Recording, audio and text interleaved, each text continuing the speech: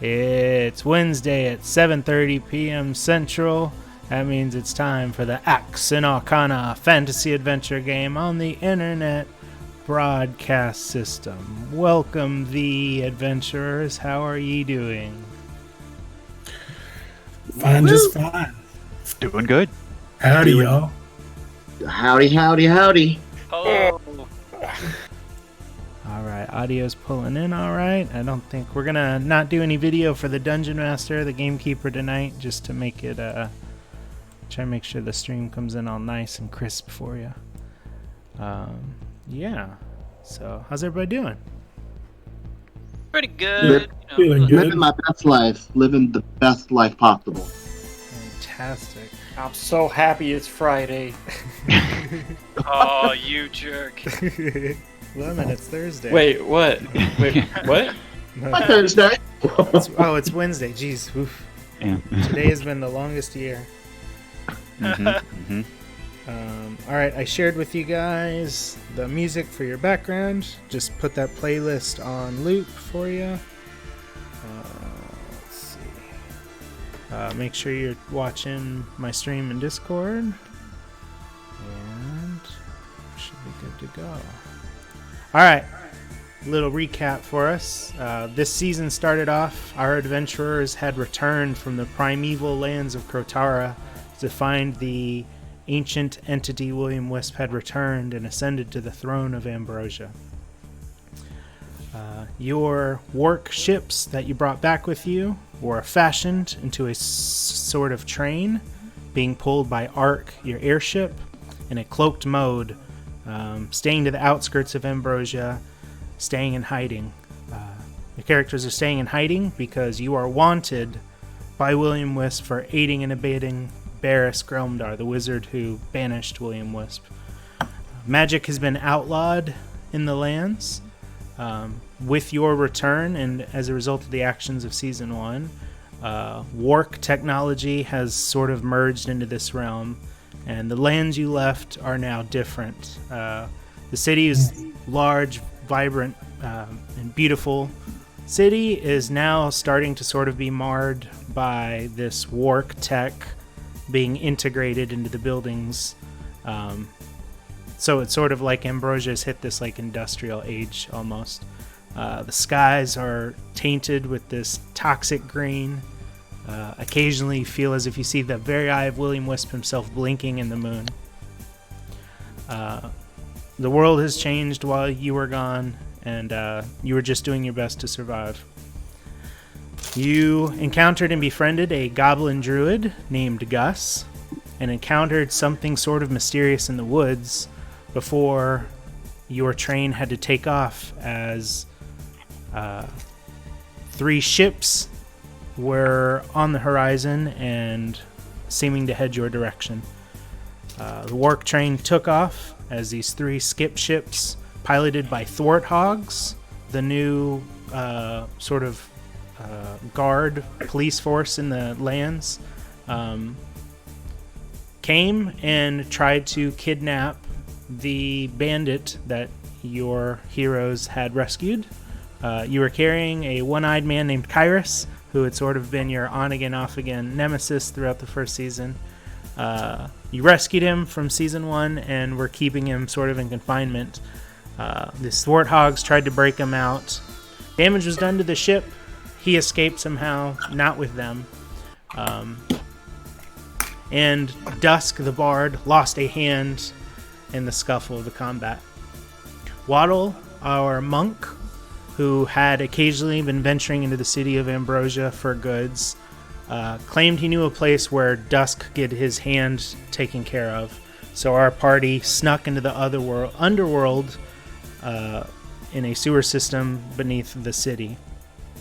In this place known as Balian's Night Market, our heroes were able to procure a Wark-augmented hand for Dusk after engaging in some illicit activities. And after taking a sizable chunk of money out from Dusk's father's banking account. You guys ran into some associates of Waddle's who told him he needs to keep a better cover while he's underground, and said when you guys were done fooling around down here, they wanted to meet up with you in the city the next day. So you guys returned to an back alley sort of surgical room where Dusk had his appendage fixed. And that's sort of where the cameras left off at the last adventure. We're going to have like a little post-credit scene where ID10T walks in not too shortly after. I would say shortly after. Very shortly after. Like, he had been staying with Leon and Bosch on your ship. Thanks for following, Fox the Ghost. He had stayed with your ship to help them repair it, and then decided he wanted to see some stuff of his own. So ID10T enters this back room, operating room, where Dusk is being operated on. You guys basically stay the night. You're allowed to rest there for the night as you recover from this surgery. ID10T wants to get some upgrades of his own. So he has a talk with Clytohef, the woman running this place. And we'll start off the next morning after your upgrades in the city of Ambrosia. So hello, everybody. Greetings. That's not in character for me. Sorry. No, it's all right. ID10T stretches and goes, good morning. Wait a minute, I didn't think you slept. I don't. Does anything look different about you, ID10T, as you stretch? Yes. They will see me. I actually will come out. Okay, are we in a bar or is there... You guys are sort of in like resting rooms as part of this underground network of tunnels. You guys were kind of resting out in like a safe house before returning to the streets above. Okay. So you guys will see ID10T move from wherever he was, and there are a line of barrels in front of him, and he glides behind the barrels, and you see him, and you're like, okay, he's rolling along. And then I come out from behind the barrels, and you see this. And let me get the picture. Oh, I'm need to share it on stream, huh? Mm-hmm. Mm-hmm. Oh, he's sharing it in our chat. Right? What? Yeah. Here, I will share it on our stream. I'll wait. What? Whoa! Look at those legs. Wow. And so I am moving, like I'm walking, like you don't see, like, you know, when you would normally walk, you would kind of go up and down and a little bit, up and down a little bit. That doesn't happen. I just walk, and my height doesn't change. And I have, you see miniature legs sticking out from under me. My wheels are gone, and instead of that, in place of that, there are little jammy legs that are covered in chainmail. Excellent. Are there wheels like under your feet? Are you just kind of rolling along? Is that why you don't go up and down, or do your legs actually move? Yeah, they're moving. They're walking. I just don't move my. It's like walking, but keeping your height the same, like you're So gliding. you have some kind of gyro stabilization that keeps your head at the same height, Yeah. like a chicken. Did you get? Like a Did chicken. you get? Basically, imagine my whole body minus the legs is like the chicken head, and the legs can do whatever they want underneath. And so I come out and I'm like, check this out, and I go hoo ha ha, and you see my legs just go whoosh, whoosh, whoosh, underneath my body. Okay, They move- now I understand. Now I get They it. move with uncanny accuracy. Yes. He's like, Did you add clothes too? Yes, I have been doing some training as I've been. It's been a bit of a time skip, so I thought maybe I should upgrade my attire. almost as nimble as Michael Flatley, the Lord of the Dance. Yes, I am almost human.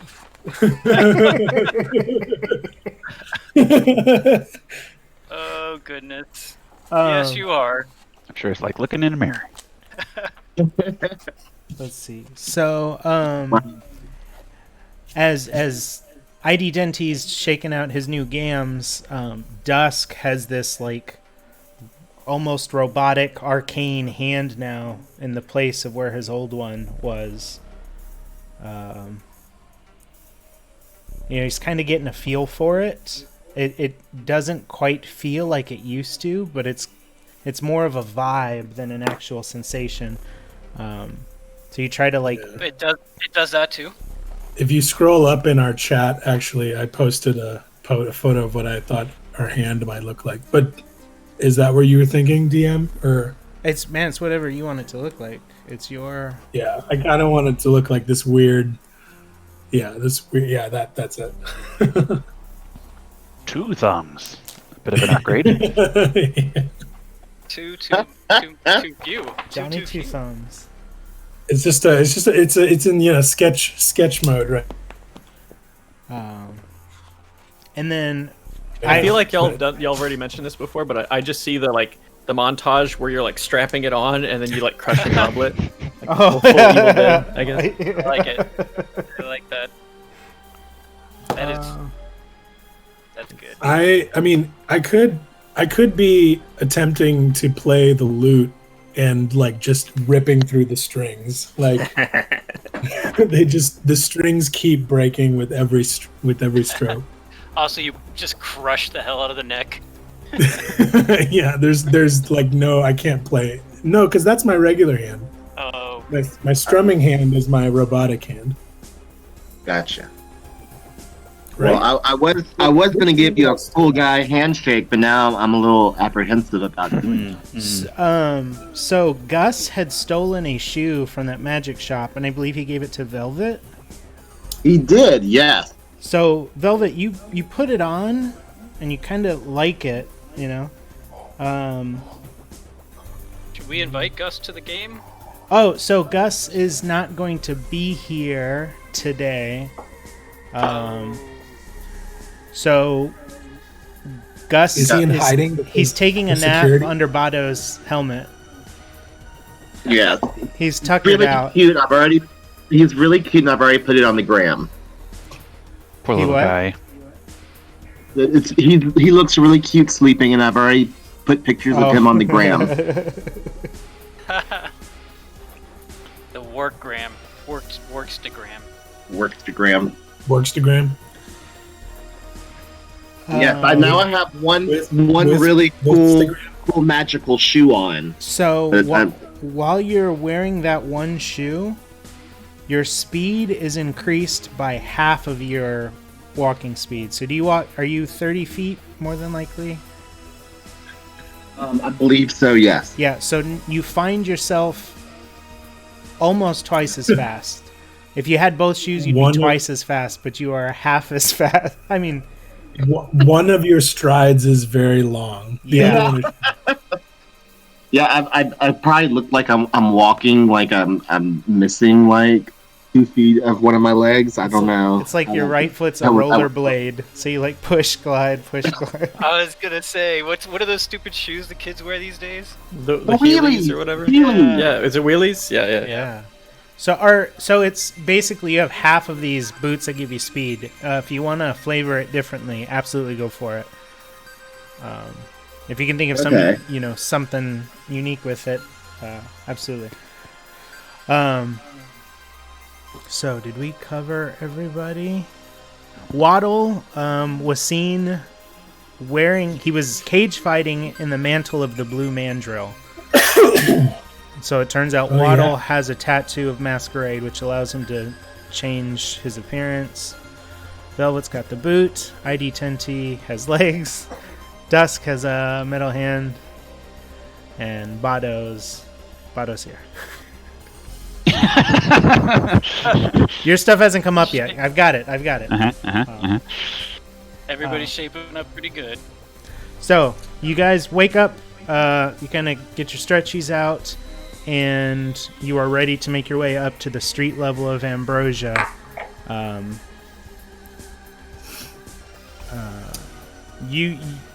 The assumption is you're going to go meet Waddle's friends, who are sort of watching your back down there. But you obviously don't have to do that if you want. So we will open up as you guys emerge to the street levels of Ambrosia.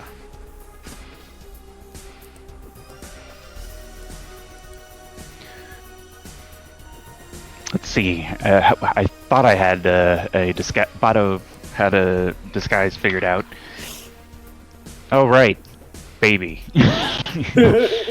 Oh yeah. If you guys would like to, That's right. so you guys are wanted, with the exception of Gus. But Gus is not here. You guys are wanted for aiding Barris the Wizard. So if you would like to change up disguises, anything like that, go into stealth mode, let me know how you're doing that now. I'm keeping my single mom look. Do I get a bonus for my disguise / attire? Yeah, how do you wanna use that? Do you wanna? I'm not exactly sure how to use it. It's just a cloak on my robot body. I mean, let's see. Would you consider it stealth or performance or deception?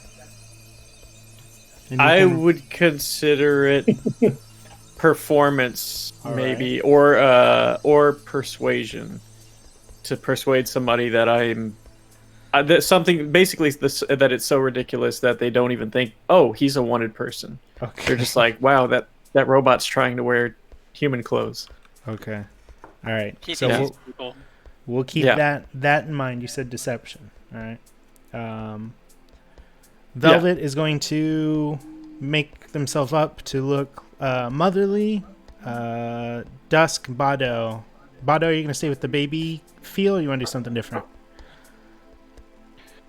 Bado is upset at the idea of doing it again, but spends the entire morning hemming and hawing and trying to come up with a solution before finally just resigning. Like, fine, maybe it is. So I was not here before. What is this baby thing? I am the cutest baby. You are a baby.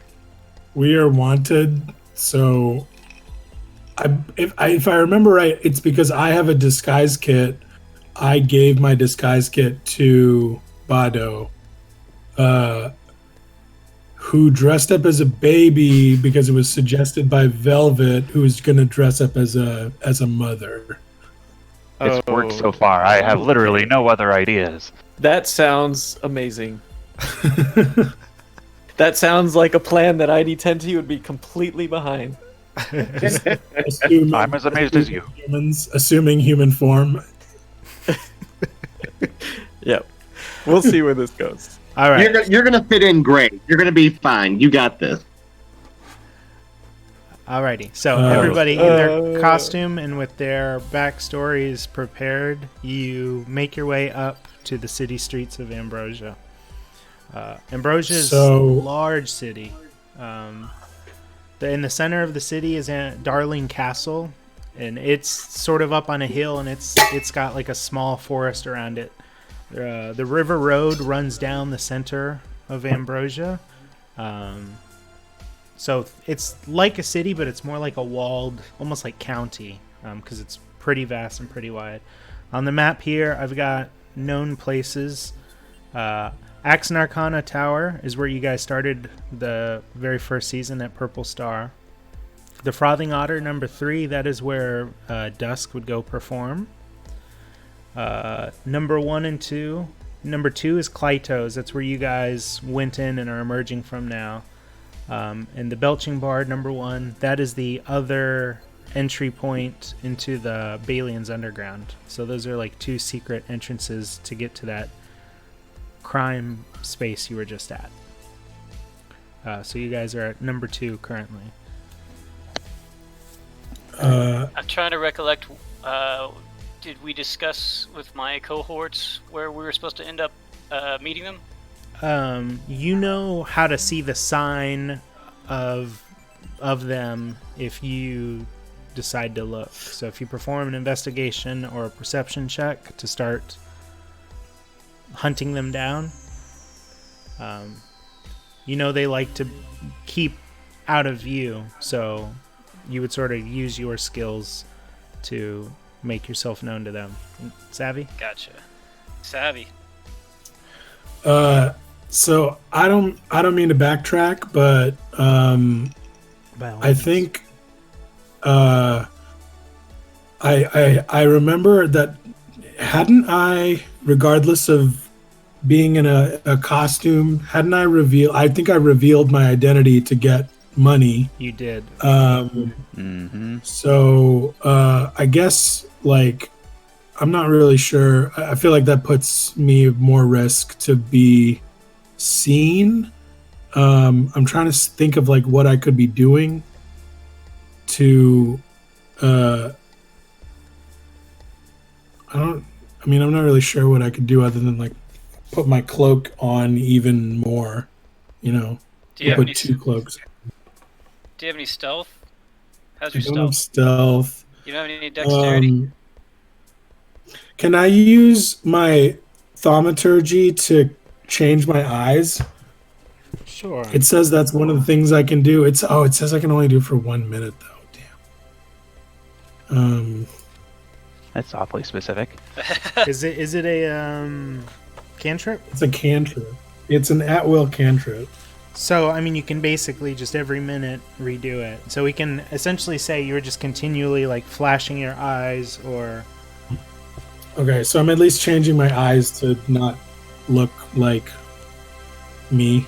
I don't know. Sounds kind of risky though. Like if you do it too many times, is there any like side effects that can happen?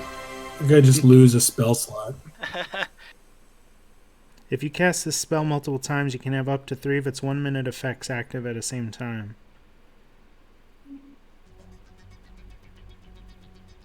Good, right? I don't know. I guess I'll only really do it if someone notices me. Okay. Like I'll, look away and click my spell on and whatever. So if we run into somebody, I'm just gonna automatically Gotcha. at will cast thaumaturgy here. Perfect. I love it. So let's do it that way. Hopefully that'll give me enough time to bullshit my way out of talking to them and whatever. Yeah. Okay. So okay, never mind. I just wanted to know if that was going to change anything. Sure. I appreciate you bringing it up. Yeah. No, it's all good. Waddle, go ahead and make me one of those checks. Chickity check. Chickity check. Okay. That's not a D20. This is a D20. Who's checking? You me? No, Waddle. Por favor. Okay. I rolled a 13. Do I add initiative or proficiency? Proficiency. Plus 3, 16. All right. So, as the group kind of takes in the city streets around them, Waddle gets to work, sort of following the trail of these mysterious friends of his. He kind of looks around the streets for cant, like thieves' cant, secret writing, and doesn't see any. He looks for different symbols that are known marks of rogues, and he doesn't see them. And then he looks up, and in the distance, you make out a red bird circling. And you identify it as your friend Cardinal Law. It's her familiar. And, Cardinal Law. So you feel like if you head northeast about 20-30 minutes, you'll be in the area of your friends. So it doesn't seem like there's anything in that area on the map. Pretty open. These are Is just that kind of new? vague, like large major streets. Okay. So it was just sort of to give you a concept of where we are in the city, and we'll like fill the map out as the game goes on. In my journeys, have I been in that direction before? Like in my visits to the city, do I have a pretty good understanding and feel of where I'm headed? Yeah, you've got a general concept. Cool. Yeah, so you're able to lead your party in the correct direction. Excellent. So I guess I gotta try to like make eye contact with everybody and just kind of like circle them up and just point off in the direction we're headed. Lead the way. Let's go, guys. See signs we're looking for. So you step out into the streets and start traveling block after block. The people in the city seem sort of down. Nobody seems to have a smile on their face. Every few blocks you see warthogs, those blue pig people, sort of patrolling, and it's clear that they're sort of the enforcement around here. Every once in a while you feel like you see them hassling somebody, but you try not to make eye contact because you don't want to be noticed yourself. After... What's up? No, just... I don't think we covered what Waddle would have told us about this organization that we've discovered that he's in. I don't think anybody's asked Waddle. I'll ask, or Bado will ask Waddle. So who are these people? Why should we trust them?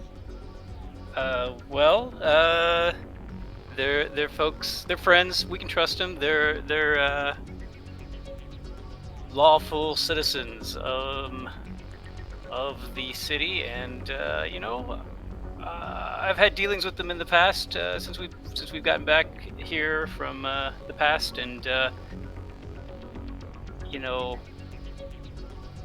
guess how is the cat out of the bag on this? Like, I guess as far as city. No, not really. No. All right. Well, I've just met them on the way during my adventures to the city, guys. I think we could trust them. They're pretty upstanding. So as you're sort of telling this story, you hear a woman scream, and you look and you see somebody who grabbed her a coin bag from her, and he's starting to run away from her. Like, he obviously just robbed this lady in the middle of the daylight.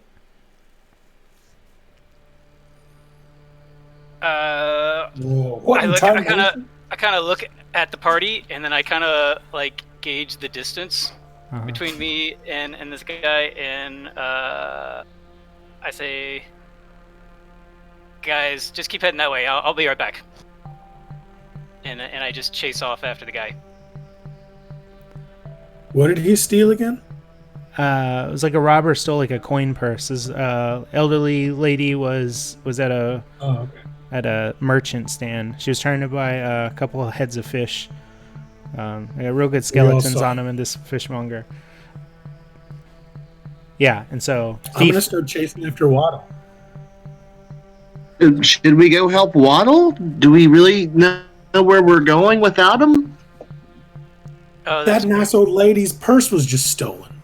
Come on, guys, let's go. So Waddle and Dusk take off. Second person.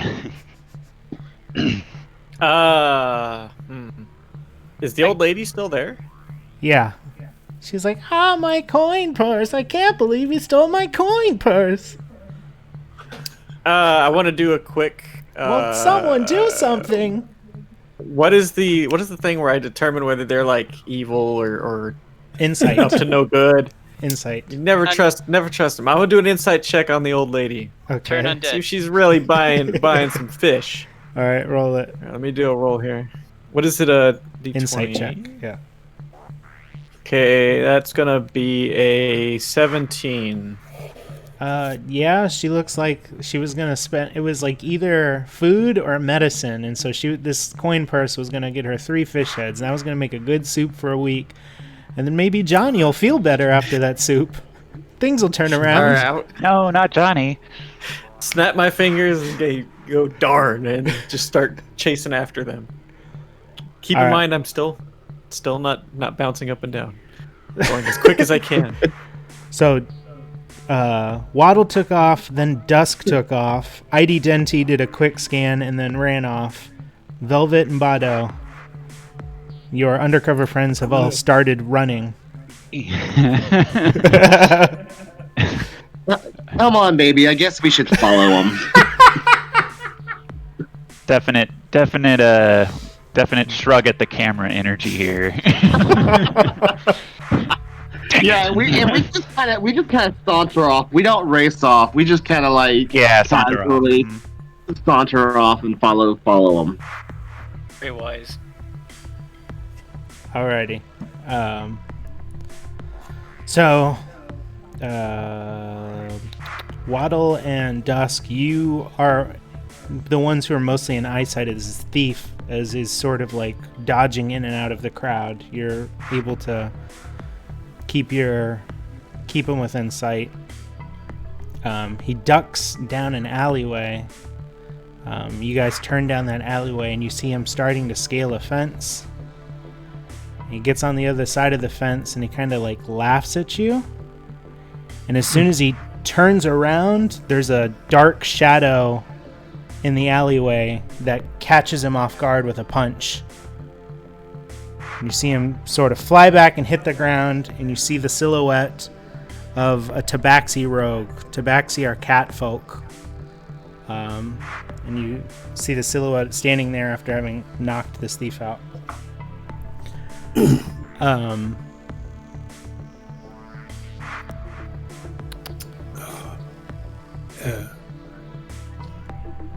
Velvet and Bado, you hear somebody come up behind you and say, "Are you friends of the mandrill?" And then we'll cut back to what Dusk was saying. Dusk, you stand in the alley with this cloaked figure. I was just oohing in awe of this just figure in front of us. Someone who so rightly put down this varmint. Waddle, you see walking into view the dark cloak. Excellent. Dusk, I guess, you recognize this figure as it comes into view. It reminds you of the Tabaxi that you encountered yesterday in the underground. That new Dusk, that new Waddle. Waddle, did I cut you off? Nope. I was just gonna greet the dark cloak, Oh, but I don't have to do that yet. If you got better. we've met before. She kind of looks you up and down, sort of squats real quick, and then leaps over the fence and lands gracefully as, a cat. It's on the other side in front of you with the coin purse in hand. And she tosses it over to Waddle. And I toss it to Dusk, because I don't know what to do with it. And I say, "Hail, dark cloak, well played." Bado and Waddle. I'm sorry. Oof. Bado and Velvet. You heard somebody say, "So are you friends of the mandrill?" From behind you. Yes, I scream. I scream and flail. I would, if that's what you it at all. You what? Bado would then pick up or otherwise, get Velvet to come along. Like, no, got it. And then we'd speed up, like to catch up with the rest of the crew and ignore I jump into Bado's arms and he carries me off. Nope. Or to the voice, not to Velvet. So ID Tenty, you're kind of keeping the middle of this. You turn this alley corner and see Dusk and Waddle facing this cloaked cat figure. And then from behind you, Velvet is in Bado's arms as they're sort of power walking away from the figure behind them, who's clad in red. We started like full out running once the voice happened. That was nope, not stopping to talk to this. We better get to where everybody else is real fast. You see them making haste, and a figure from behind them seems determined, following them. She's clad in like a reddish plate armor, and she's sort of catching up behind. Okay. So you guys all sort of converge basically in this alley. Okay.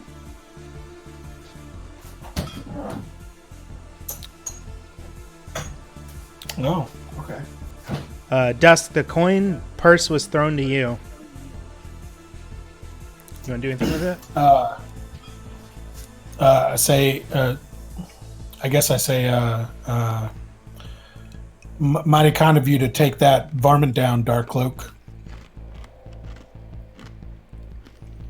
And she seems like sort of the dark brooding type. She kind of like We need raises to, an eyebrow at you and then raises an eyebrow back at Waddle. We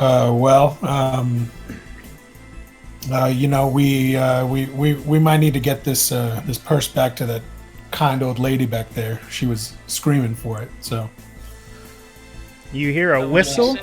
Oh, go ahead. take a step back. I was gonna suggest he sends his minion to go deliver it.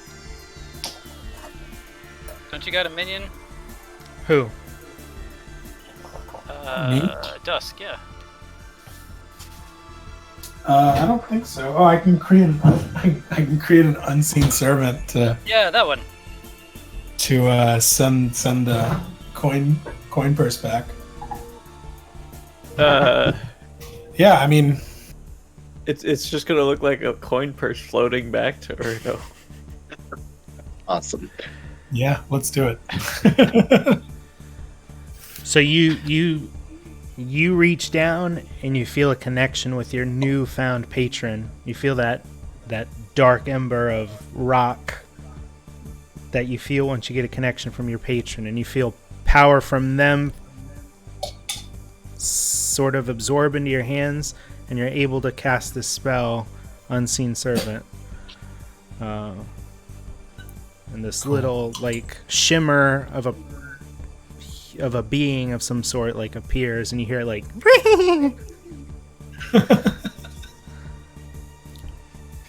and it snatches the coin purse and it hops along through the crowd at a level that nobody really seems to notice it. Wow. As it runs by, you see Cardinal Law behind the rest of your party finally catching up. Wait, what just grabbed the coin purse? Dusk summoned an Unseen Servant. Unseen servant. Oh, okay. I thought like it made. I was hearing like something like a little goblin or something grabbed it from the unseen servant. Okay. I was giving it some like I was about to flavor. step on it. Yeah. Yeah, we're good. It's a good thing you check first. Yeah. I usually don't. So yeah. So, Cardinal Law walks up from behind and says, "Hail, Blue Mandrill, and hello, friends of the Mandrill. I am Cardinal Law." Well, that Cardinal Law. You scared the poo out of me, Cardinal Law. Who are you? I think At this point, Bado would remember that. Oh, right. Waddle is the blue mandrill. We heard that yesterday. What? Cardinal Law. That's a mighty fine outfit you got on. Thank you. I appreciate it. The Dark Cloak and I, we like to call ourselves the Sisterhood of the Twin Arrow, and we're sort of justice in these streets, in these times of so much fear. And our friend the Blue Mandrill here has sort of done a little helping of his own in that mission. Well, we can see that you're very needed in these parts. So she kind of looks up, and you see the Dark Cloak climbing a ladder to a rooftop, and she's like, "Please join us in a little more inconspicuous place." And you see her climbing up, and you see in the sky that red cardinal familiar sort of circling far up above. So the Dark Cloak climbs up this like 2-story building. All right.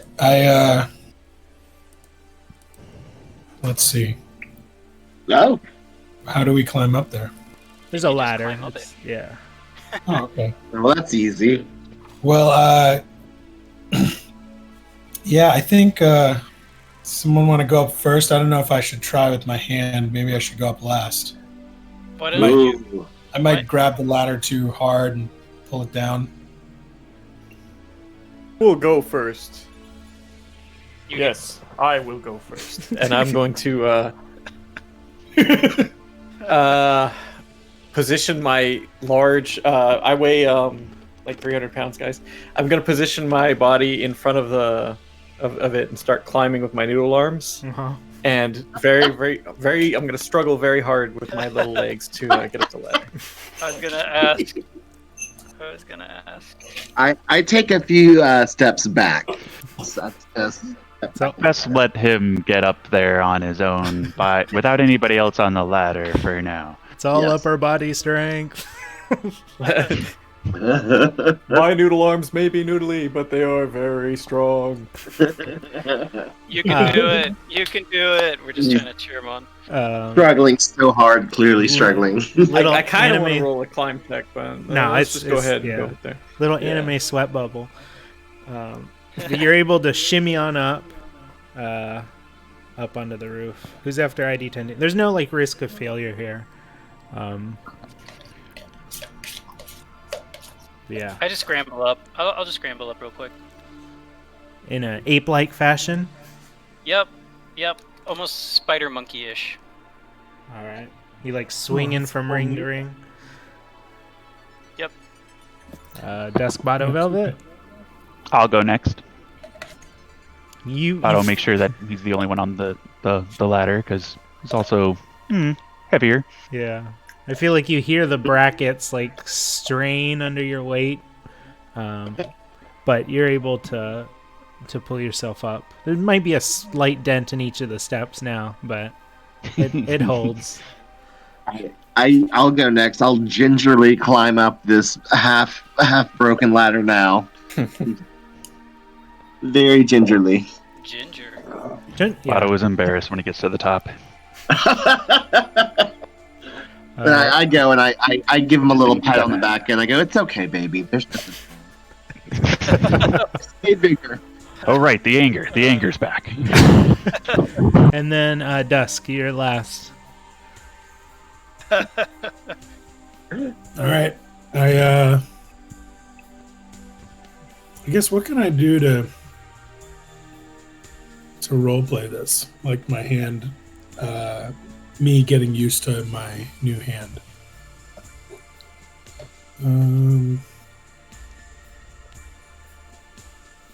All right. I guess I'm just going. I'm gonna try and climb the ladder. I don't have a rope or anything.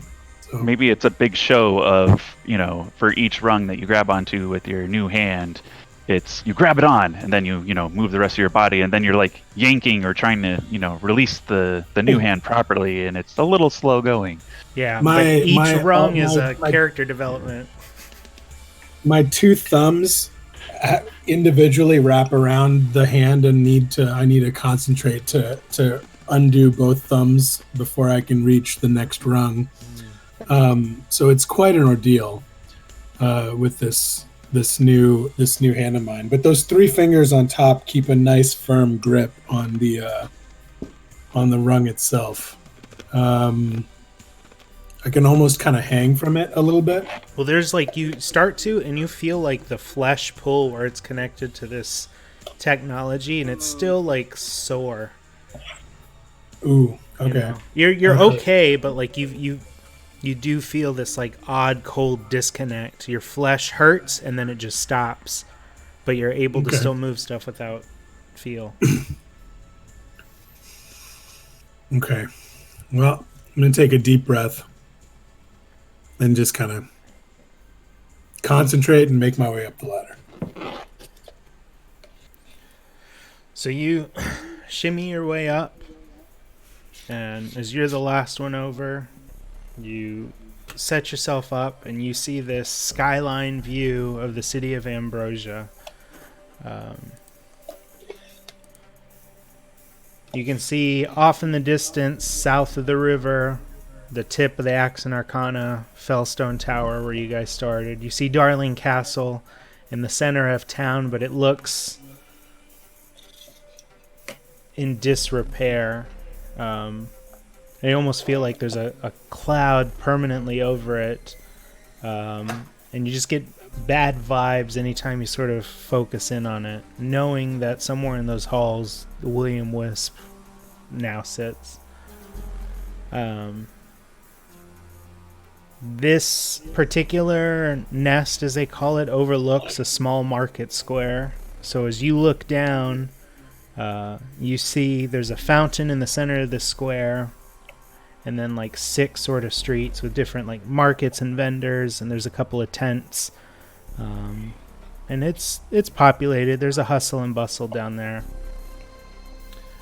And so you guys kind of make yourselves at home as they sort of loosen their armor a little bit.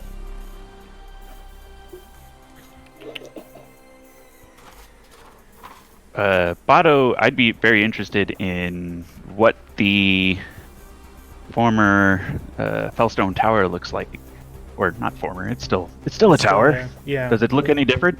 It's hard to tell. You just see sort of the peak of it. There's like hills and valleys in this city town, and so you just sort of make out the awkward top of it where Barris's quarters were. It's sort of hard to tell, but it's still standing. Nothing too obvious, like it's missing half its floors. Yeah, yeah. Nothing obvious. Yeah.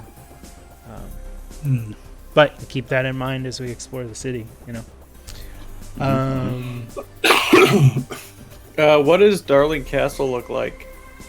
That's what I was saying. In the center of it, it looks like corrupted. Not so much like Ganon's like the castle in Breath of the Wild, but it looks like it's taken on, como se dice, like a spooky tinge. William Wisp is this creature from this otherly realm, and so it sort of started to bend and warp in his visage, if that's the right word. It might not be. And that's what I said, kind of sort of has like a fog or a cloud sort of surrounding it. Okay. Can I make note of tall landmarks in the city? For sure. Yeah. For like mapping purposes? Yeah, like navigation. While I'm doing that, I want to have my leg like one foot up on the edge of the building, like trying to strike a little bit of a heroic pose. Okay. So, in the Acquisitions Incorporated book, there's stuff on Cartographer. If you want to look into that, I'll share. What was it? Say that one more time. The Penny Arcade Incorporated. It's the Penny Arcade D&D book. There's a class called like Cartographer-mancer or something. We'll look at that. Okay. Yeah.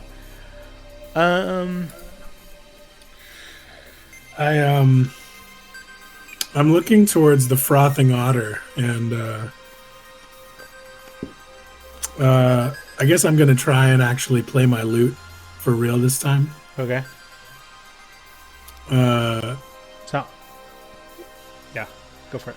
And I think this is when I don't know. I guess I'm gonna play a little song of rest for everybody. Are we kind of resting up here for a second? Yeah, you're kind of chilling out for a bit. So I think I'm looking towards the frothing otter, making me want to play. I'm gonna try and play a little song of rest. But I think I bust through my strings again. So. Bummer. Practice will make perfect. So, Cardinal Law looks at you all and says, "These are some interesting disguises, mother and baby." Bado looks very. How dare you?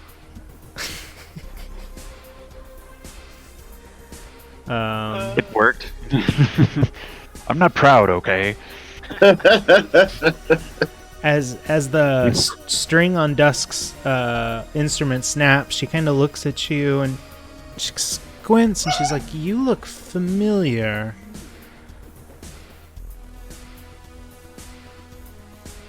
No, that's not what she would say at all. That's not what she would say at all.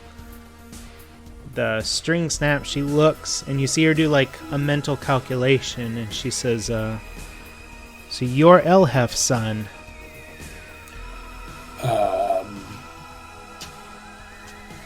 I suppose so. Yes. You see, like, the dark cloak kind of like snap her head as she realizes this also, and she kind of looks at you and sort of like squints. Sorry, guys, my dog is squeaking. I wondered what that was. It's your minion. He's oh yeah, the unseen servant's back. He's sick of me not Minion's paying back. attention. Aw. The unseen servant is back with I don't know, some little squeaky Little treat. squeaky voice. He's saying hi. This is his giggle. Oh my god, I love it.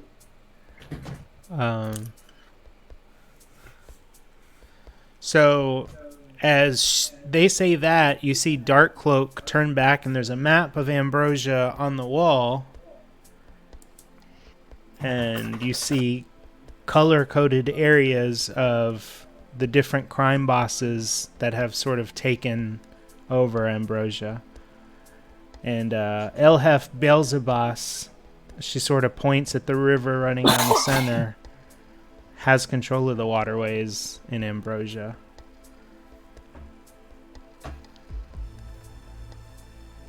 I guess that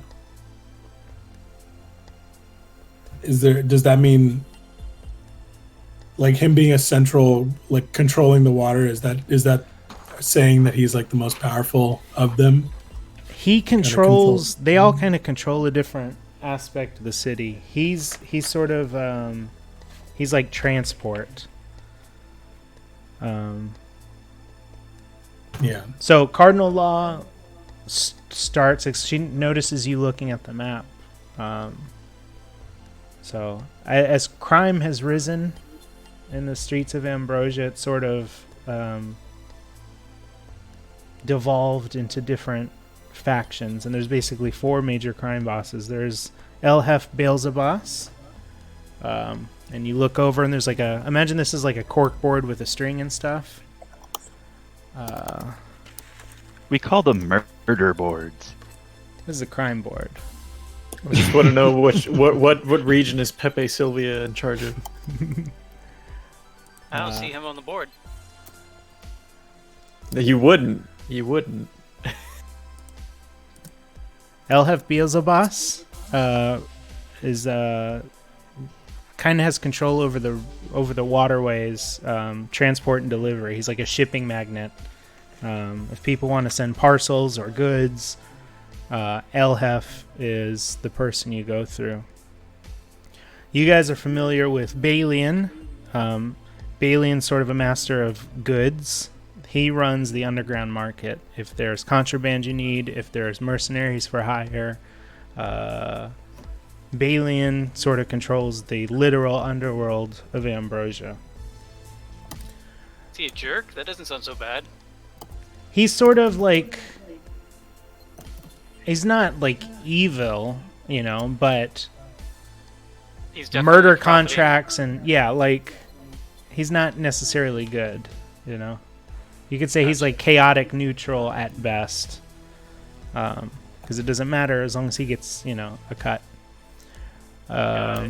Then there's Madame Corvax.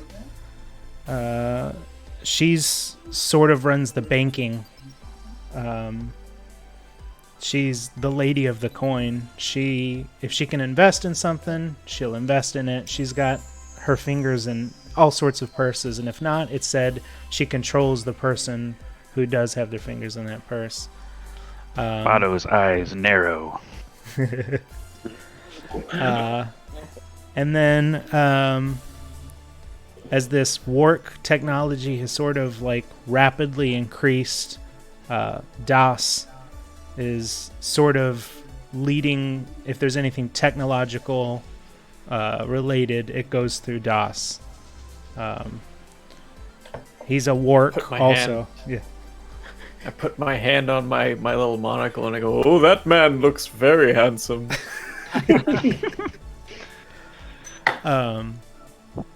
And then beneath that, unrelated, is you see Drake Dragonstorm. Drake Dragonstorm was the leader of the Cult of Whispers, the person who assembled the group that included Velvet's brother, included Kyrus, the person you had kidnapped in your train, and then Saja, the woman who survived the flame and was pursuing our other party. He, since, because he was so integral in helping William Wisp return, has been promoted to the sort of the head of the city guard. He controls the Thwarthogs of the city. His allegiance lies to William Wisp. The Thwarthogs are sort of hit or miss, you know. And so these are sort of like the main trouble spots for the Sisterhood of the Twin Arrow in the city of Ambrosia. Botto would speak up as this became apparent. We had heard of these from while we were orbiting the city, shall we say, for this past time. But how do they all relate to William Wisp himself, besides Drake, who is obviously a direct minion? So William Wisp has sort of sapped the city's resources. Everything within the halls of Darling Castle has sort of been walled off, and his force sort of makes sure nothing gets out of line. And in this power vacuum, as like the city guard was sort of splintered and distraught, he was sort of able to consolidate power. And in that power vacuum, we've sort of had these crime boss magnets sort of rise. So it's like an uneasy truth. They're sort of like, I don't want to say bottom feeders, but it's they don't cause any trouble for William Wisp, and he sort of allows them to do whatever. Yeah. Interesting.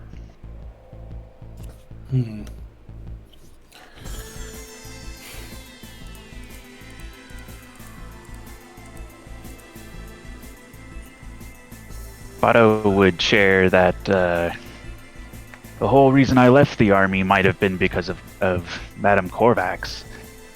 My former lord had several dealings with her and led to many a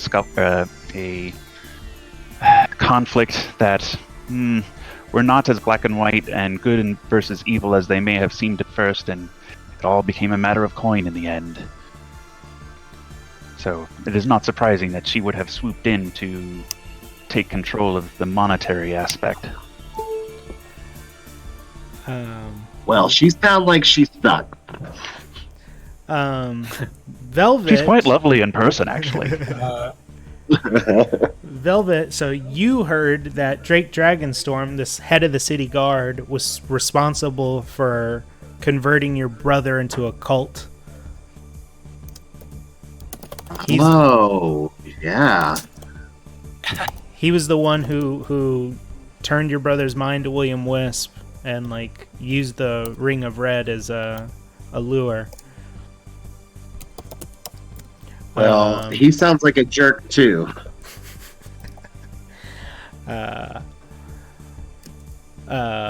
Waddle,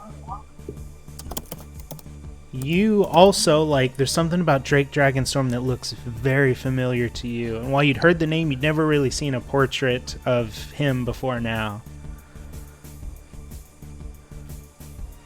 You there, Waddle?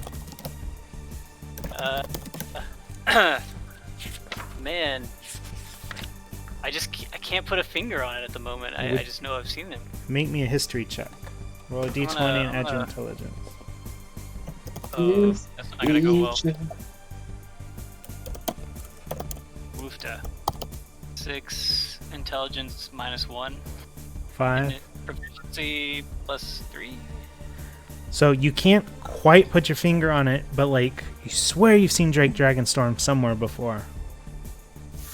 You just can't figure it out. Elhef is Dusk's father. Yeah, I'm feeling mad enough to swallow a toad. I'm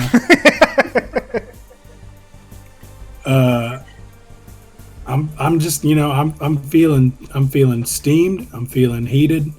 This is I mean, y'all know this man is my father. This monster is my father. We know now. Well, yeah, I mean, I like to keep it a secret, obviously. And this is it's a gross reminder that I've been off track on something. I've been looking for my mother for several years now, and I have not been looking for her for quite some time. I need to find her again. So I'm reminded of that by being close to my father again. Yeah, feeling kind of angry and determined right now. ID Denti, like, you don't feel like you've really run into another Wark like you. You've seen the jammers, the big ships, and then Apex in the jungle. But outside of that, DOS is sort of the first Wark you feel like you've seen. That's why I said he was handsome. Yeah. Yep. So you feel a little connection there. You know, you're not even sure what a connection is, but there's something that's like interesting about it. Well, I know of many connections, yes, but none of the heart.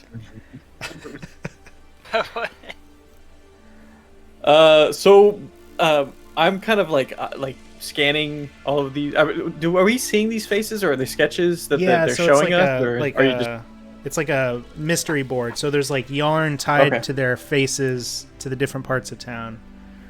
Okay, so I would like to roll, just for funsies, I guess a perception check on memorizing their faces. Okay. Okay, so let me go ahead and I think we determined you had some sort of like photo sensor. Yeah. Because you actually took a snapshot of the Cult of William Wisp. You guys were in a dungeon of a dragon cleric. Do you remember very early on? Oh yeah, no, I remember. It was a little bit fuzzy, but yeah. Yeah. But that could have been damaged by now. So, let's see. So, can you show the different faces? I'm going to do one for each, and I'm going to write this down. For sure. Yeah. Okay, so for Madame Corvax, or is it Corvo? Corvax. Okay, Corvax. I rolled a 5 plus 1, so that's a 6 on Madame Corvax. On Beelzo... Oh, and I changed his name a little bit because I didn't want it to rhyme with DOS. It was originally Beelzebos, and so it's now Beelzo. Cool. Okay. On Drake, I am rolling a 10. That's not bad though. And on Balian, did I meet Balian? Oh, I rolled a 20. All right. Balian was. I know Balian. He's the underlord, crime boss underlord. I've played a character named Balian, but nobody actually saw him. Okay. Well, so I imagine I will not recognize Madame Corvo. In fact, I have a completely different person's mug memorized as Madame Corvo. Or Corvax, sorry. Beelzo, I could probably pick him out. Pretty decent option. Drake, I know he's got horns. And he's missing an eye. He's known. You know, he's one of those, like, he's doing illegal stuff illegally. So his face is Okay. known. All right. Okay, so then he's gonna be a given, and then Balian is a given, and then Douse. I guess I should roll for him Das. too. So Das. Okay, 14. Yeah. Okay, yeah, I'll recognize him. Yeah. Yeah, I will definitely recognize him. I found the snapshot you took of the Cult of Whispers in the dungeon. There it is. Nice. Drake Dragonstorm, Kyrus, and Saja from like the second adventure. Oh my god, it's like a Disney Plus show. Okay. So I'm so immersed. the familiar that was circling has descended and lands on Cardinal Law's shoulder, and you see her conversing with it. And she looks at Darkcloak and says, "We've got a lead on Saja Flame. We've got to go. You guys stay here. We'll be back." And sort of like you turn back, and it's like Batman. The Darkcloak's gone already, and you see Cardinal Law jumping and scaling the building down into the streets as adventure calls the Sisterhood of the Twin Arrow to action. So you guys are That was so cool. up in this nest above the city block down below you.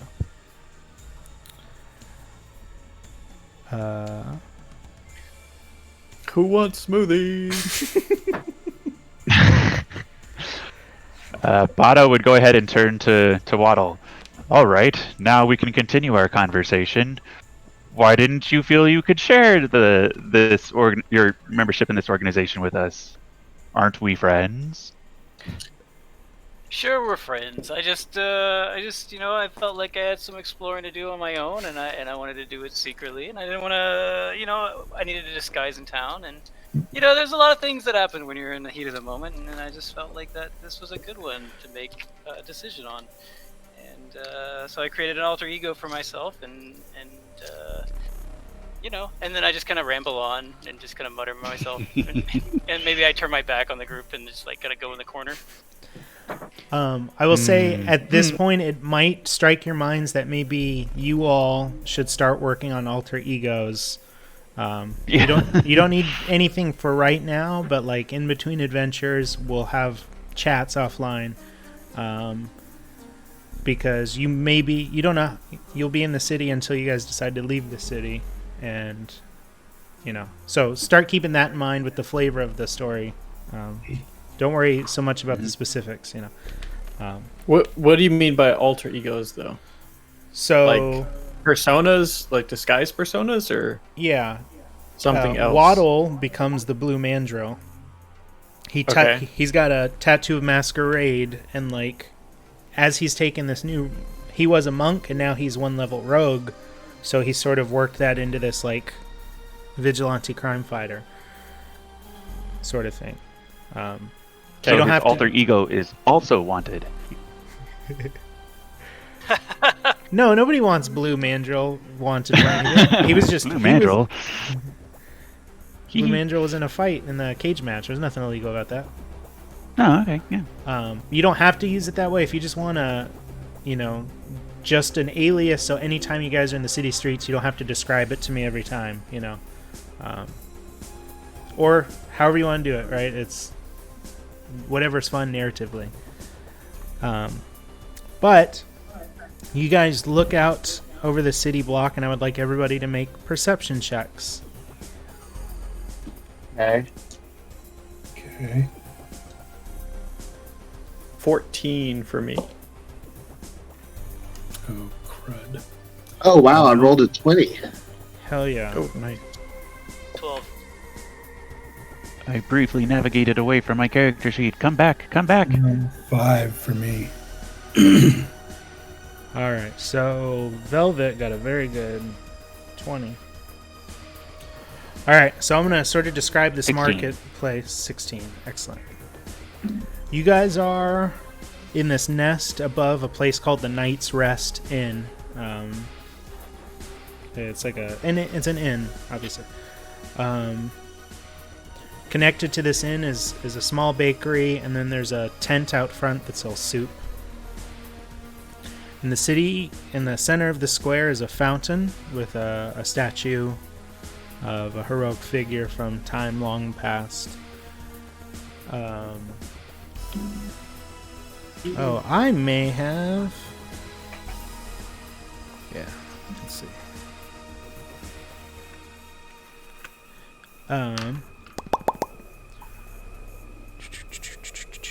So you're kind of scanning out this area. You're kind of just like taking stuff in. Velvet, you see down sort of across the way, there's like a fabric vendor. And their tent is just outside of a religious temple of some sort. And you're kind of looking at, it's a nice looking building, some good stonework. And you look down and you see something going on at this fabric stand. Like, you look like you catch some sort of shady underhand deal going on.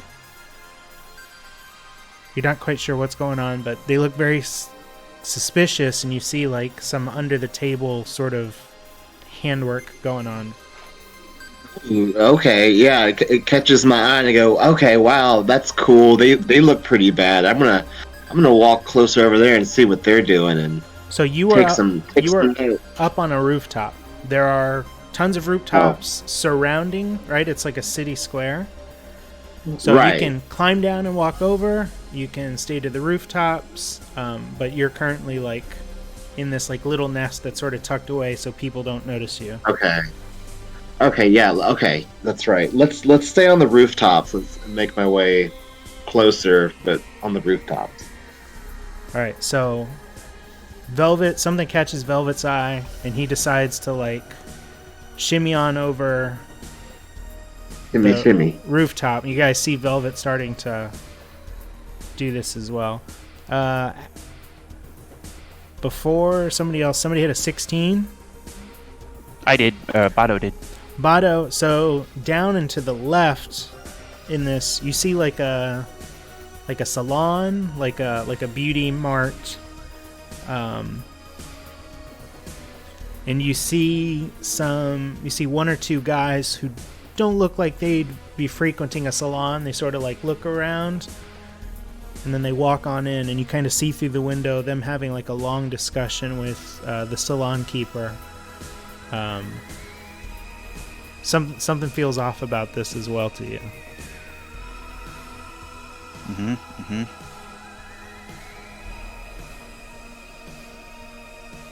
Did somebody have a 15? Dire straits. 12. No. I think I had a 15. Okay, so pretty sure I did. I had D10. T. Oh wait, no, I had a 14. 14 works. You see a group of thwart hogs, like the policing force. You see one of them standing outside of L's Instruments. It's like they sell instruments. You see one hog outside, and you see another hog inside. And it seems like that hog is hassling the merchant inside there. Okay. So it's like a bustling city street, right? All sorts of things are going on, but how far away are they? They are the building adjacent to you, to your right. The salon that Dusk saw, I believe. Whoever rolled the 17. Bado. That's. I rolled a 5. The salon is adjacent to you on the left, and then catty corner to the right is where Velvet saw some sort of shady underhand dealings going on. So 2 on the right side, 1 on the left. Yeah, but how far in feet do you think? You're on top of a building, and there's like a small, city street, and then it's that building, so it's the next building over. So you guys all see this, and Velvet starts to leap into motion towards something. Like he's going in the direction of the musical instruments as well.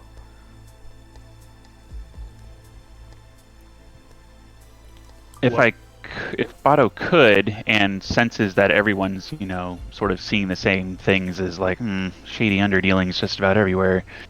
It doesn't seem like your whole party saw stuff. All right. Like, you each saw your own thing, but have not told each other about it. Hmm. Then I guess I wouldn't do anything besides, look to see if he wanted us to follow.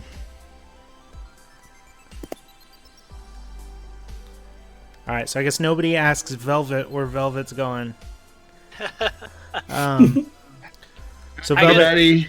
Alright, I was gonna say, I casually observe him doing this, and I guess I'm like, Velvet, where you going? What are you doing there, buddy? More secrets? Don't worry about it. Something's caught my eye. I'd just say, "Oh, how dare you betray our trust?" As I place a smoothie in front of the others. So Velvet, you sort of like leap to action. There's a small city street, and then the next building top over. You can make me an acrobatics or athletics check to try to jump it.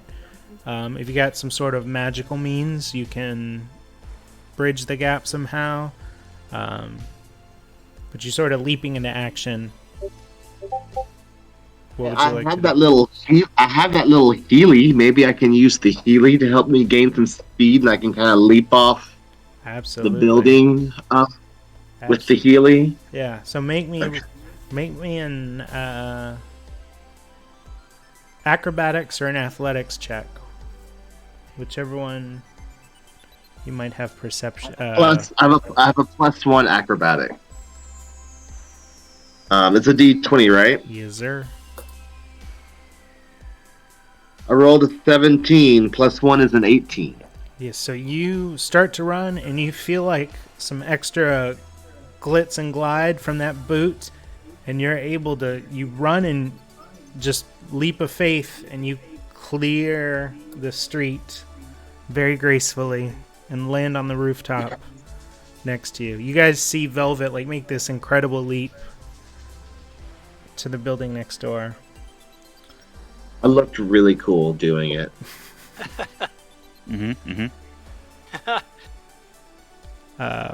Would anybody react to this? Dusk, ID10T, Bado, Waddle. I mean, I was Good told not to lord. worry about it, so I guess I'm still staring at the map. He seems to have a plan. Studying the map. No one's impressed. That's fine. So, okay, Velvet makes it to one rooftop. You're able to, like... These are a couple buildings attached to each other. And there's one more street leap you can make to be on top of the temple, connected to where there's some sort of underhand going. You can also see them from the corner of this building. You're sort of cat-a-corner looking down. So you can jump across to be on the building above them, or you can... Would jumping across the street make me closer, Yes. like able to hear them? Yes. Okay. All right. I'm gonna do my Healy trick again. All right. With the +1 acrobatics.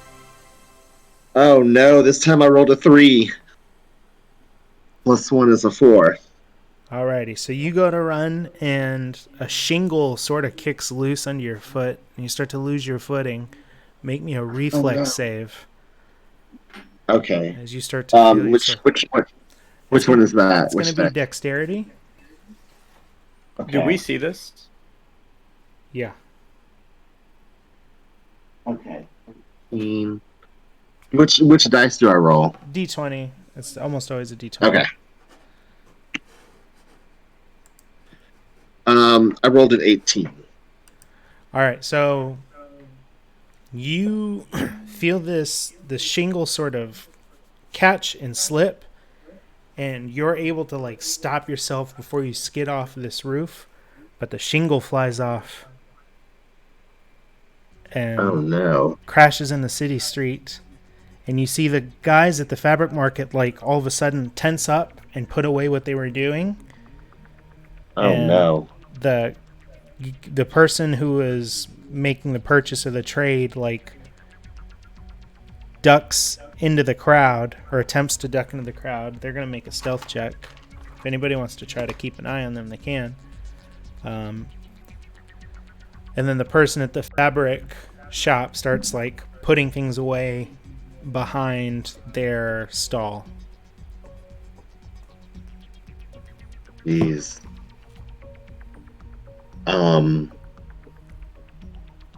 I think I want to follow those two guys.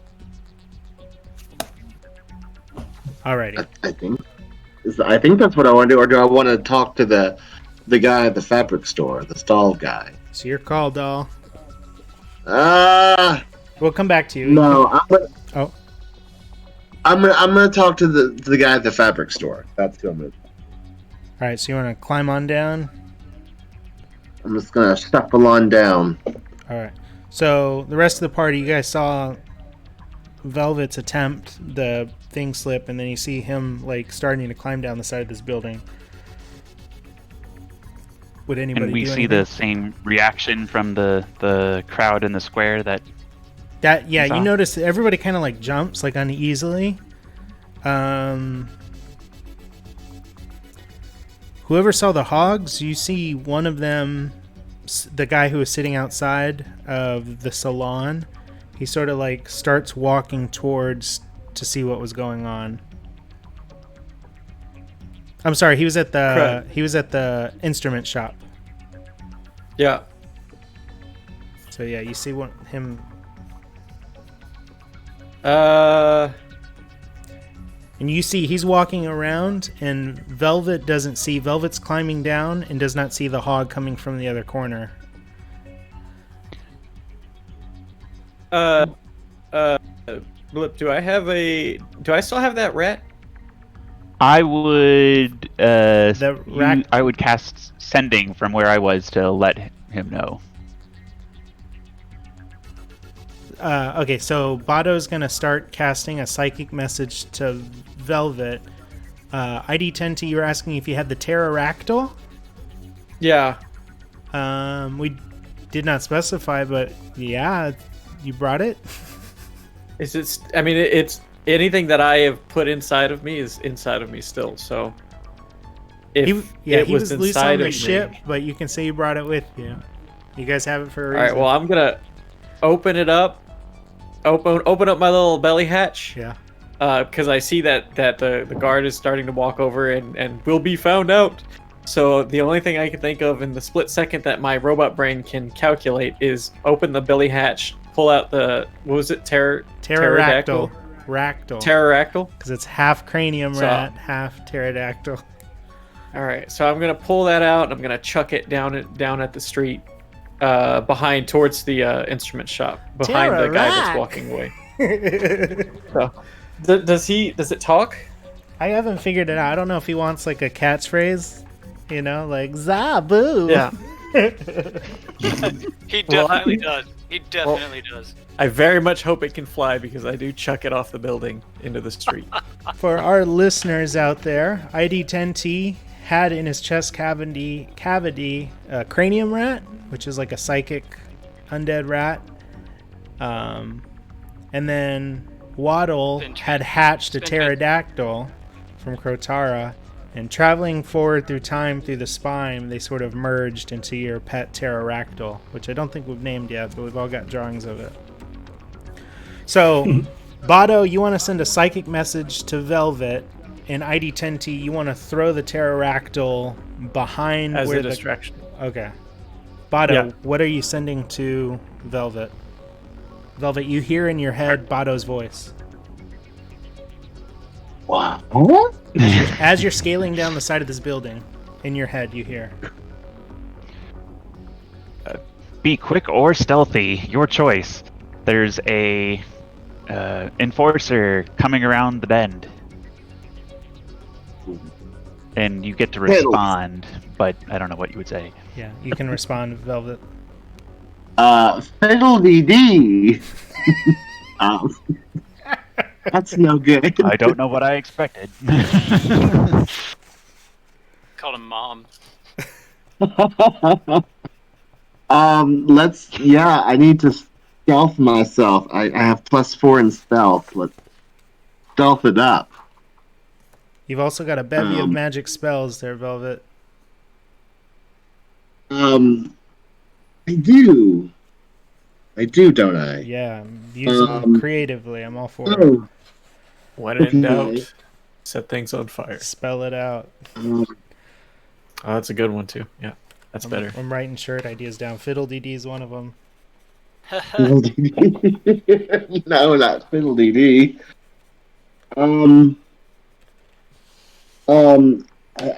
I could maybe. He's walking around the corner. Is that what he's doing? Yeah, you're on one side of the building, and he's coming from the other side of the building. So you can't see him, but you know at any second he's about to turn the corner. Okay. Let's just stealth. Let's just try to hide myself. I conceal myself. Is there anything around me that I can hide behind? Yeah, there's let's see, what did I say? You are on top. Yeah, so on top of these buildings there's also homes. So there's a clothesline.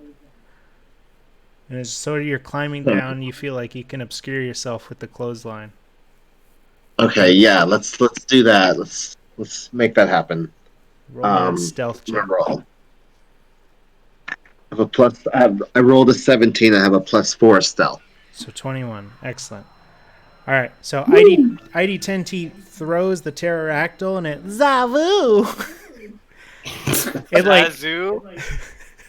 Perfect. It sort of drops, and then you see it flap its wings, and it starts to pick up its hefty body, and it's like whoa, whoa. And so the thwart hog turns around and is like, "What the hell is that?" And he's trying to look at it and make out what the hell it is. I want to make it explode so much. The other thwart hog comes out of the instrument shop and he looks at it, and the first guard goes, "You figure that out. I gotta check into something." At that moment, he turns the corner and he sees the shattered shingle, this ceramic shingle that fell, and he kind of looks at it. He looks up at the temple, and then his eyes follow the clothesline, and he looks up and just sees a bunch of clothes, and he looks down at the shingle and he's like, "Shitty craftsmanship. This town's gone to hell, I tell you." And he sort of does not see Velvet and turns back to go investigate what the pterodactyl is. And he turns the corner of Velvet, and you can whew, exhale. Whew. Wow, that was sure close. If this was a cartoon, you're on the clothesline with pins hanging your shoulders. Perfect. So you see these two hogs sort of you see your pterodactyl sort of hovering, not sure what to do, kind of taking it all in because it hasn't been in the world much or for very long. And these hogs start to pull out their spheres with the little hooks, and they look like they're going to start prodding at the pterodactyl. Dusk, what are you up to? It's Dusk. I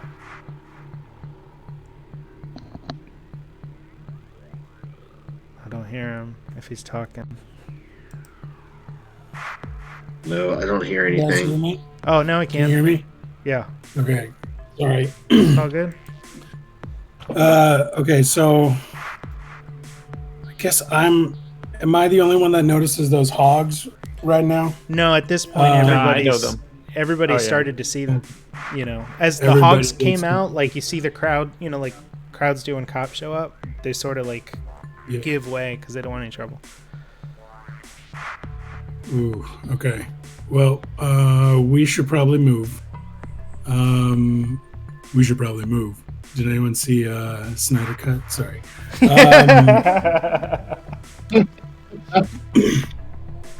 Uh, yeah. I think I'm gonna start heading. Someone's calling me towards the frothing otter. Okay. I think I'm gonna start heading towards there as stealthily as I can. I'm gonna kind of hike my cloak up, kind of pull my cloak over my hand as much as possible, and just give the group a nod, and get moving. So you want to split from the party? I mean, I guess I'm gonna tell them I'm heading towards the frothing. We should get out of here. Is it sort of like a meet me here at the end of the day sort of thing, or do you think we should all go? Yeah, it could be. Well, we don't want to get caught by those hogs, right? They're sort of on the ground level with your pterodactyl. They don't seem to notice you guys. Oh! I thought that they were kind of heading our way, which is what I assumed when the crowd was parting. And Oh stuff. no, just sort of like yeah. It's all happening down on the street level. Got it. Okay. Well, okay. Let me pitch it to the group. So, hey, fellas, I'm thinking about heading towards that frothing otter. I'm feeling something there. I gotta go find somebody. That's the last place I was in town. That's the last place I think I'm gonna meet somebody who in town who I can talk to about what happened. Should we get Velvet?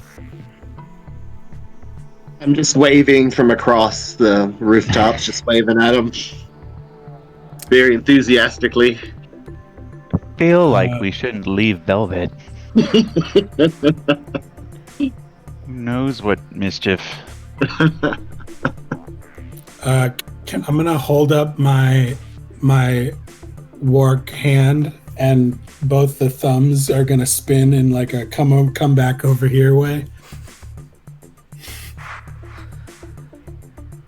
Guys, I kind of want to go. It makes like a ka-chunk, ka-chunk, kind of sound, I will. Yeah, go ahead. Nope. You got it. Oh, I was just gonna say that I probably can't do what I want to do just now, so I'm gonna go ahead and not do that. Zazzoo! Oh, what is it? I'm a little worried about I think the it's little magic. Pterodactyl. What about it? I just said I'm a little worried about it. Didn't you throw it down there? Yes. You see them it looks like they're trying to lure it. They're like, "Come here, little fella. William's gonna want to see you." And you see one of them getting out like a net.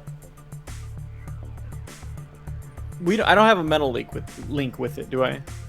I I remember I thought I did with the cat, but I don't think. But the cat's gone. The thing's mostly brain, isn't it? I mean, I'll just wait here if you guys want to go get that thing. I just don't, whatever. Yeah, you've got a mental link to it. I'm gonna tell it to lead them away, if it can, and tell it like Godspeed, because I can't. We can't get it. Zazzoo! And you see it like start to like flap and head south of here, and you see them like, "Don't let it get away!" And the thwarthogs start like following it. Sure hope it comes back. If it truly loves us, it will return. I had been training it to return, but I don't feel confident in its skills. I put my hand on your back and I say, "Don't worry. I have a feeling we'll be seeing it again one day." And I kind of sulkily say, "Zazzoo." Yeah, so Waddle, as you're waving, you see I feel a little bad. the pterodactyl fly up, and it like nods at you like "Zazzoo," and flies off with the hogs chasing it. Gives a little wink. Yeah. Zazzoo. God. It's our catchphrase, guys. Come on. I love it. All right. So the market starts to like bustle again. Can Velvet pull himself up from the clothesline, or does he need assistance? Velvet is Velvet. Did you want to go up to the rooftop or down to the street level? You said rooftop. I think. I'll go rooftop, but can I take any of like these fabrics or anything with me? Is there anything like nice? So you didn't Like get a nice like fabric? on the clothing line? Yeah. Yeah, the clothing line. Yeah, there's some Classic. garb on there that you're like, oh, it just happens to fit me. Oh, perfect. You can tell me what it looks like. It's like a I kind of wish we could do a do-over where he just like slides down the clothesline and he just kind of like all this apparel just kind of lands on him. He just swings through the window and then is just like dressed. I'm dressed. I see it like it's like a magical sort. Well, not magical, but like a very extravagant, or at least flashy robe. You know, like a lot of silken. You guys see, like, there are clotheslines, and if you were without a costume you're appreciative of, you could probably snag something from these lines before you descend back down to head to the Frothing Otter, if that's where you guys are going. Wink, Important question. Yes. Baby Vado. Wink, Do they have any nice hats? Yeah, there's a pretty nice hat. Like, it's a All right, green. It's a green one. And you got a good feeling about this hat. All right, Can we I'm grab grabbing that it. hat for you? Oh yeah, if it's near closer to Velvet, yeah. Yeah, I'll just grab it. Yeah, You just see me. You see my arms like waving, like flailing wildly, and you're like, Hat. it's kind of like pointing at a hat, trading it. pointing at different things. Oh, the hat. Okay. I grabbed that. I grabbed the hat too. I grabbed this very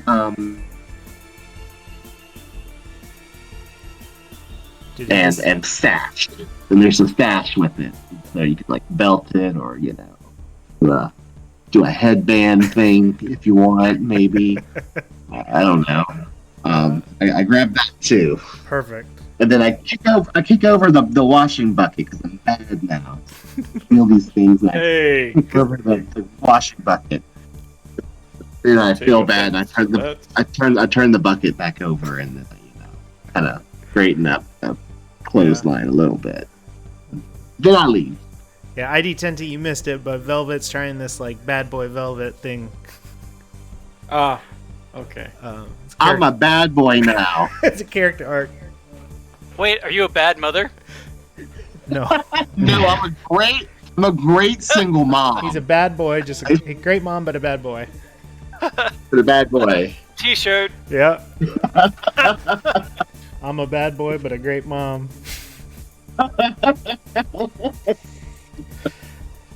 True. So Velvet snags a bunch of clothes. And you guys are able to like assemble new garbs if you would like to. Yeah. So like this, we can work this into you guys figuring out different personas in between games. But Okay. you assemble some Okay, new cool. disguises, and you sort of make your way back down to the street level once you feel ready to do so. Dusk, you said you wanted to get to the Frothing Otter. I can't hear Dusk again. Yes, I did.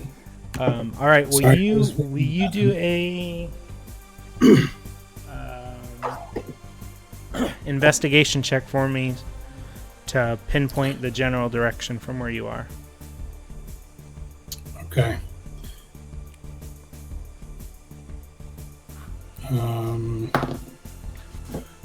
Alrighty. It's a 19 on the die plus.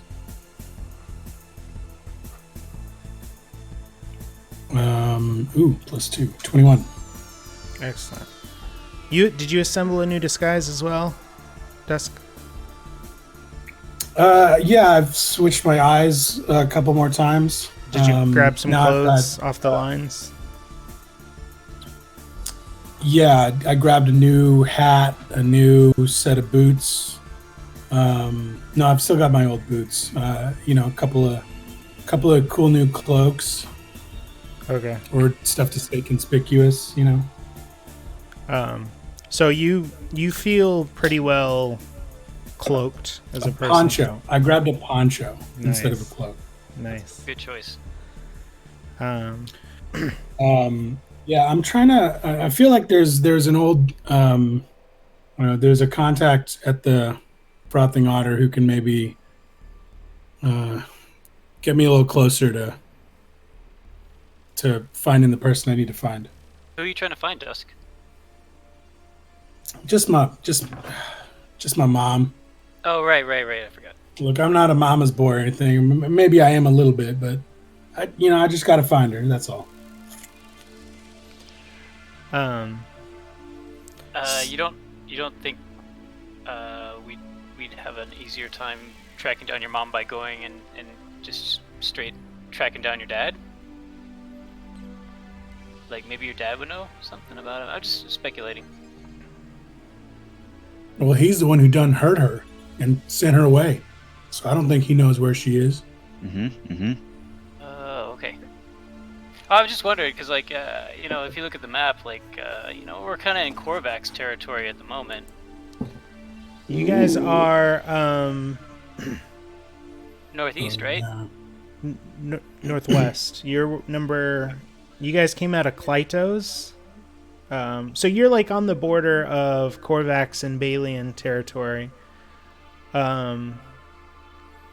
So yeah, that's sort of where we are in this game. You guys all have different things you may want to do in the city. We've got downtime in between adventures. We can talk about stuff. Dusk wants to visit the Frothing Otter. You guys are all welcome to make suggestions as to where do you think your character would go. And the earlier you let me know, the easier it is to set up for the next time we play. I've tried to give you guys lots of leads and like different paths you can take. If you want to do something else, you're more than welcome to. Yeah, so Split the party. and we absolutely we can do that too. You know, we can do the party Never in split the party. chunks. Well, like when we went to the underground, we did that and it worked out. So we can do that, or we can start playing with part of the party next Wednesday and then the rest of the party the other week. So we can do like a couple of games apart if you guys would like. The city is yours to explore. If you want to leave the city and go back to the train, you can go back to the train. There's Fellstone Tower, there's Darling Castle, there's these places on here. There's a Mystery in the Woods, and your wizard friend Barris is still lost to the stars. So, Jeez. I was gonna ask about that. I was like, whatever happened to Barris? Wasn't that our whole mission? I feel like I want to keep on, or Bado would be interested in keeping on that track. Save this city. I gotta say, at this point, I'm a little worried about him. We've played 2 games that were out of canon, but were in canon. One of them, we played a Wild West game, and there were a bunch of cowboys in a bar drinking when these vampires started getting in. They were being invited in by everybody, and they were looking for Barris the Wizard. And then I played a game. It was like a nice, peaceful game. And then I imagine it kept hard cutting to Barris the Wizard getting his mind flayed by Host Frang. So like, he's on a torture rack and his mind is just being read by this nautiloid creature.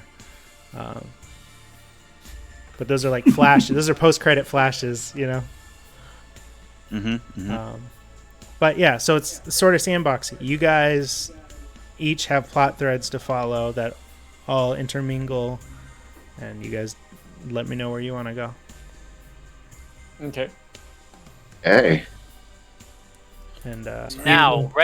Yeah, Right now. we don't have to. We absolutely don't have to make that plan right now. Yeah, this would be don't- sort of the thing where you guys make your way to the street level, and the camera just starts to pull back and pull back as you see more and more of the city of Ambrosia come into view. You see the corrupted castle of Prince Darling. The camera pulls back more, and you see the spires of AXE+ARCANA Fellstone Tower, and it pulls back. You see the gates surrounding Ambrosia, and then the Iron Shield Mountains in the background start to come in focus. And the camera pulls away, and then we'll call that the episode, and we can think in between games where we want to go next with the adventures. Cool? Theme song. Yeah. All right. Next time on AXE+ARCANA. We don't know. I like to imagine this would, like, the post credits would cut to Leon and Bosch at the work train, and they're like, ID Tenty, will you hand me that wrench? ID Tenty? Aw, man, where'd he go? He was the wrench. That's what I was gonna say. I am the wrench. and then the camera focuses in on Bosch as he's looking, and he sees the forest in the distance, and you see movement in the forest again. Theme music Yeah, swells, and then hard cut. Yeah, we'll call that the end of this week's adventure. Awesome. Yeah. Let's we'll chat, gang. Yeah, we're gonna end the stream there. Do you have anything to say? Nope. Oh, I thought you were about to say. We something. Until next time. Good game. Good game. When in doubt, spell it out. Feedly deedly dee. Zazzoo. Zazzoo. Zazzoo, everybody. Zazzoo. Thanks for watching, everybody out there. Subscribe to AXE+ARCANA Internet Broadcast System. You can watch all the previous adventures on internetbroadcastsystem.com. And we'll catch you next time. Thanks for hanging. Bye bye. Go get vaccinated.